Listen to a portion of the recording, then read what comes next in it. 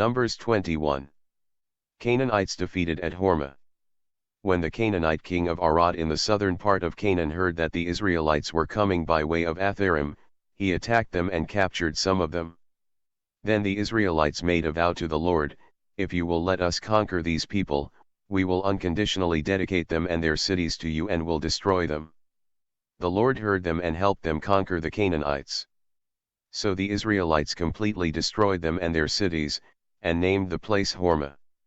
The Israelites left Mount Hor by the road that leads to the Gulf of Aqaba, in order to go around the territory of Edom. But on the way the people lost their patience, and spoke against God and Moses. They complained, "Why did you bring us out of Egypt to die in this desert, where there is no food or water? We can't stand any more of this miserable food." Then the Lord sent poisonous snakes among the people, and many Israelites were bitten and died. The people came to Moses and said, "We sinned when we spoke against the Lord and against you. Now pray to the Lord to take these snakes away." So Moses prayed for the people. Then the Lord told Moses to make a metal snake and put it on a pole, so that anyone who was bitten could look at it and be healed. So Moses made a bronze snake and put it on a pole. Anyone who had been bitten would look at the bronze snake and be healed. From Mount Hor to Moab, the Israelites moved on and camped at Abath. After leaving that place, they camped at the ruins of Atharim in the wilderness east of Moabite territory. Then they camped in Zered Valley. From there they moved again and camped on the north side of the Arnon River, in the wilderness which extends into Amorite territory. The Arnon was the border between the Moabites and the Amorites. That is why the book of the Lord's battles speaks of the town of Wahab in the area of Suphah, and the valleys, the Arnon River, and the slope of the valleys that extend to the town of Ar and toward the border of Moab. From there they went on to a place called Wells, where the Lord said to Moses, "Bring the people together, and I will give them water." At that time the people of Israel sang this song, "Wells, produce your water, and we will greet it with a song."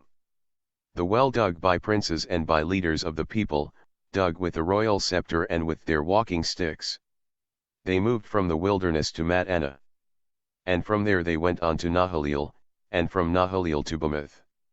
And from Bamoth to the valley in the territory of the Moabites, below the top of Mount Pisgah, looking out over the desert. King Sihon defeated.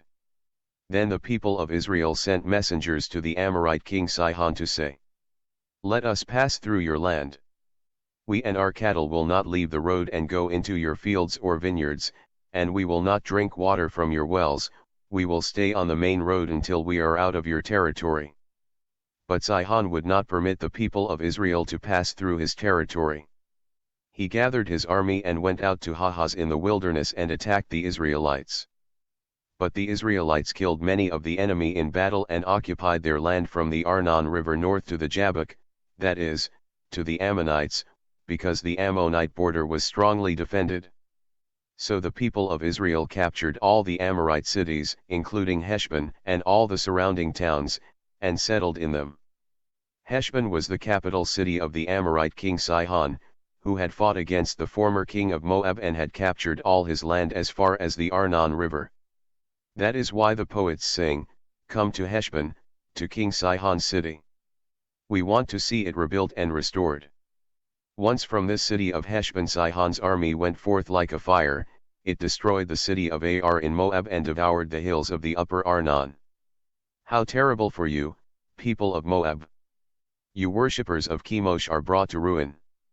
Your God let the men become refugees, and the women became captives of the Amorite king.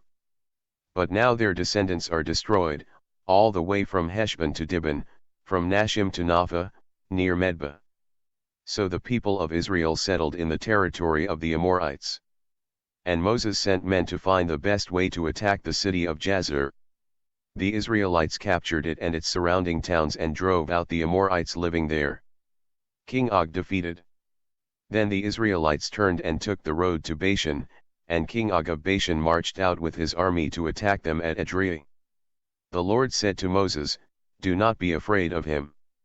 I will give you victory over him, all his people, and his land." Do to him what you did to Sihon, the Amorite king who ruled at Heshbon. So the Israelites killed Og, his sons, and all his people, leaving no survivors, and then they occupied his land.